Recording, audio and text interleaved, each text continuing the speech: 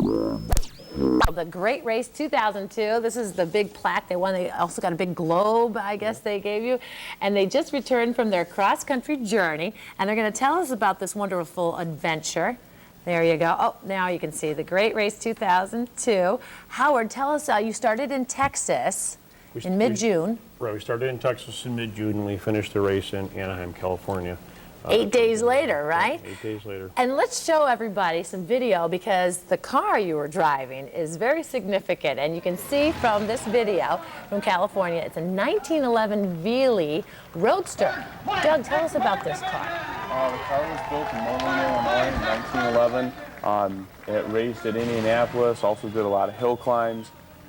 It's a very unique car and something that was the oldest car in the race to be able to finish. And we competed against a 16 Hudson, was our big competition all the way across country. And you had no problems after 8 days. I mean, you how many miles a day did you have to do? We do between 300 to 400 miles a day.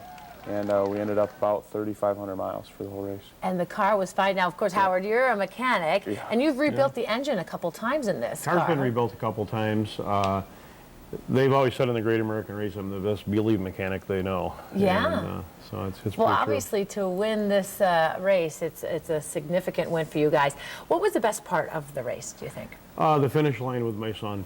It was the coolest thing in the world. It was obviously very emotional for you. Doug, what was the highlight for you? Could you see much of the countryside? You mentioned something about the wildfires. Yeah, we saw in some of the wildfires starting.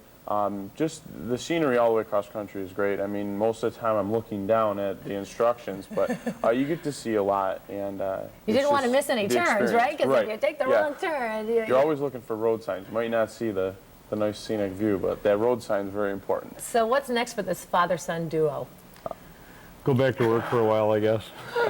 Of course, you might know them. They run the bike shop in Fairport, so a lot of folks know you, and we're wishing you well, and congratulations for winning the Great Race 2002. Thank you very much. Thanks for having us. And thanks for joining us early this morning. Thanks. All right, back to you, Gabe. And you have seen these guys before. It's at the bike shop over there. All right. The Red Wings were in action last night. Here's Rich Funky with sports.